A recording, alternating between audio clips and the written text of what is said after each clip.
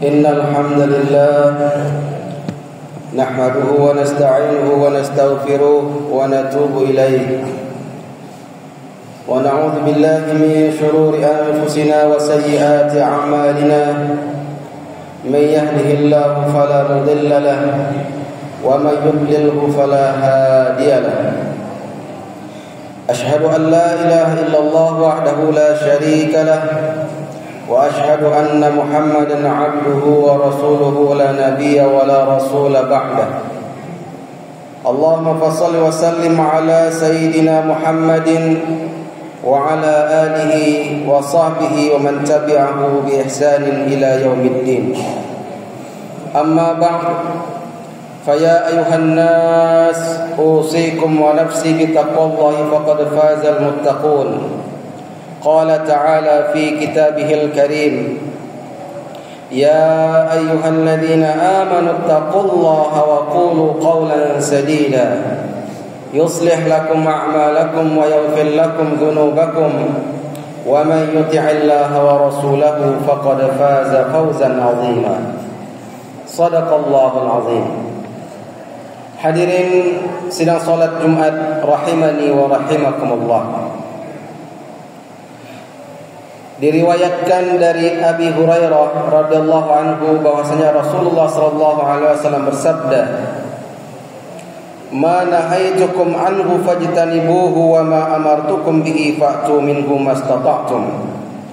Fa innama ahlakal ladzina min qablikum kathratu masailihim wa ikhtilafuhum ala anbiya'ihim." Rawahul Bukhari wa Muslim.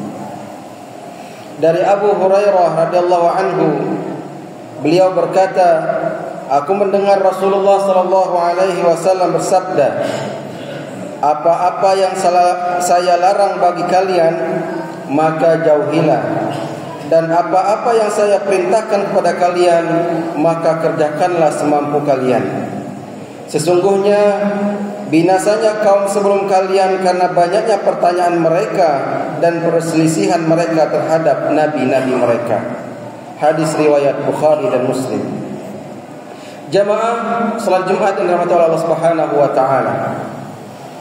Hadis yang barusan khatib bacakan, jika kita telah memuat beberapa permasalahan penting untuk kehidupan kita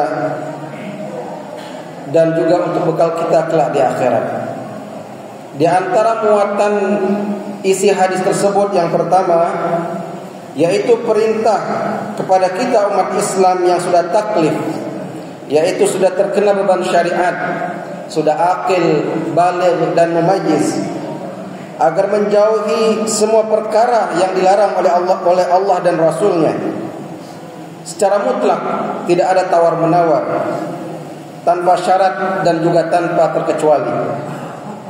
Karena larangan yang telah Allah berikan atau larangan yang telah dilarang oleh Rasulullah SAW adalah bagian dari syariat Islam. Makanya Rasulullah mengatakan, "Ma nahaitukum anhu fajtanibuhu."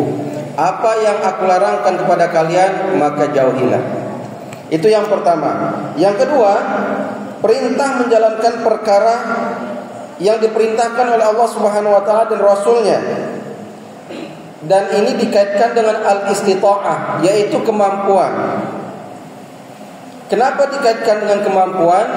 Sebagaimana Allah Subhanahu wa taala berfirman dalam surah Al-Baqarah ayat 286, la yukallifullahu nafsan illa wus'aha.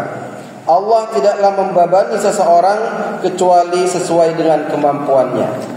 Atau dalam ayat yang lain di surah At-Taghabun ayat 16, Allah Subhanahu wa taala berfirman, "Fattaqullaha mastata'tum."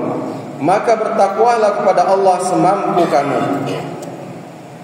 Tentu kita akan bertanya, apa yang dimaksud dengan al-istita'ah? Kemampuan bertakwa, kemampuan menjalankan syariat Islam itu seperti apa? Ya. Tentu jika ada perintah yang di luar kesanggupan kita sebagai umat Islam, maka perintah tersebut ada rukhsah, ada keringanan.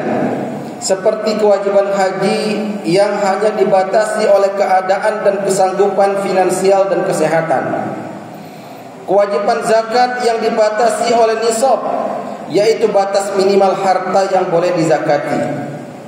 Kemudian kewajiban sholat Jumat yang dibatasi dan tidak wajib bagi seorang musafir, orang yang sedang sakit, orang yang mengalami ketakutan dari musuh, terjadinya hujan yang deras, dan juga tidak wajib dilakukan oleh anak-anak dan wanita.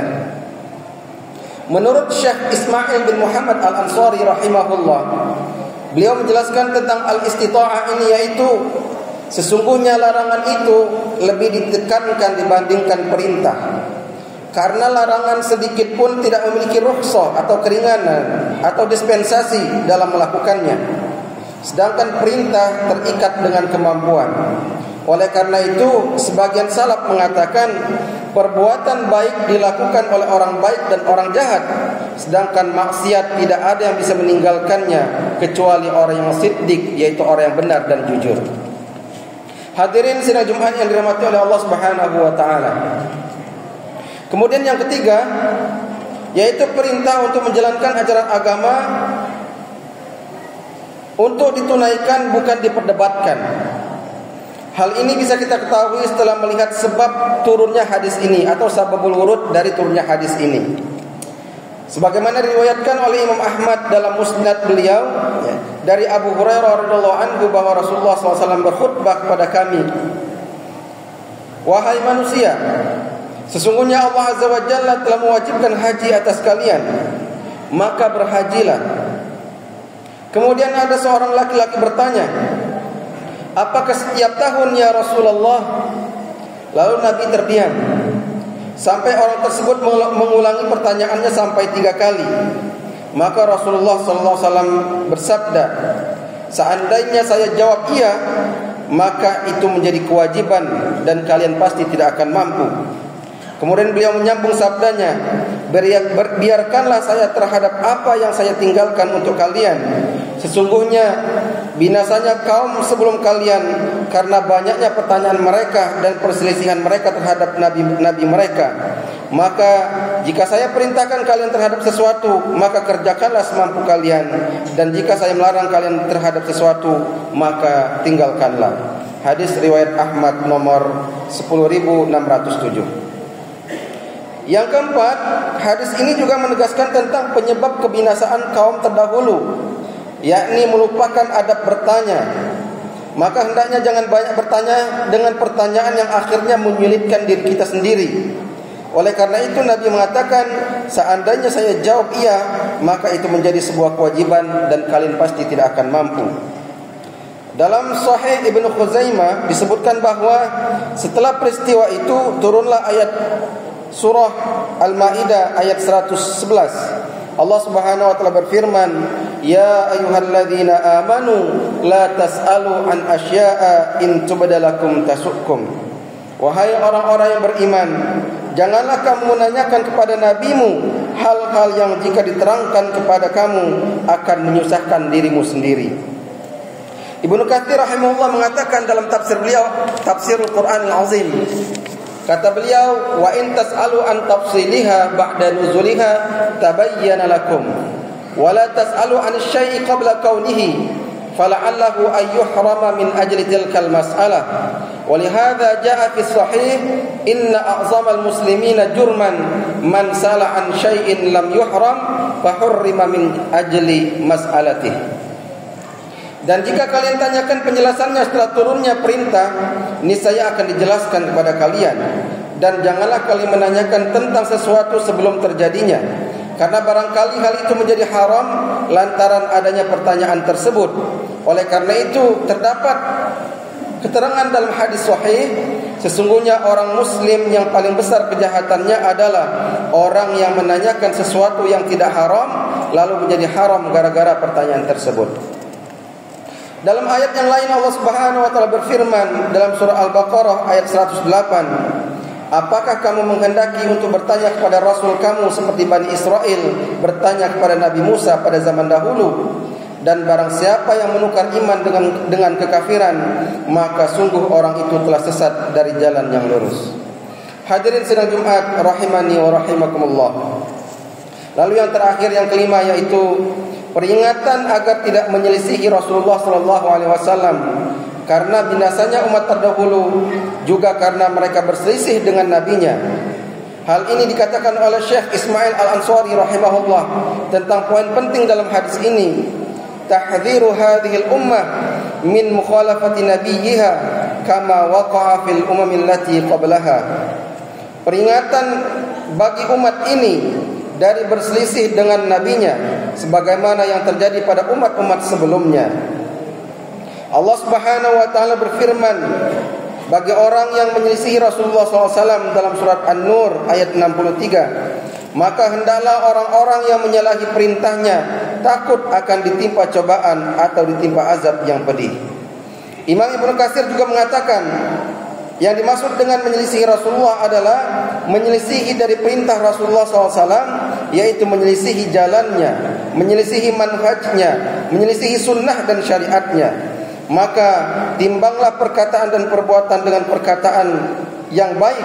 Jika sesuai dengannya, maka perkataan dan perbuatan itu diterima. Jika menyalahi perintahnya, maka tertolak. Karena beliau telah bersabda, barang siapa yang melakukan perbuatan yang aku tidak perintahkan, maka perbuatan tersebut ditolak. Hadirin rahimani wa rahimakumullah, wallahu a'lam bishawab. Demikian khutbah yang singkat ini, semoga bermanfaat bagi kita semuanya dan kita semuanya dibimbing oleh Allah Subhanahu wa taala untuk senantiasa menjalankan perintah Allah Subhanahu wa taala dan menjauhi segala larangannya. Barakallahu li wa lakum fil Qur'anil azim wa nafa'ani wa iyyakum bima fihi minal ayati wa dzikril hakim wa taqabbala minni wa minkum tilawatahu innahu huwas samiul alim. Aqulu qawli hadza wa astaghfirullah li wa lakum wa lisa'iril muslimina wal muslimat fastaghfiruhu innahu huwal ghafurur rahim.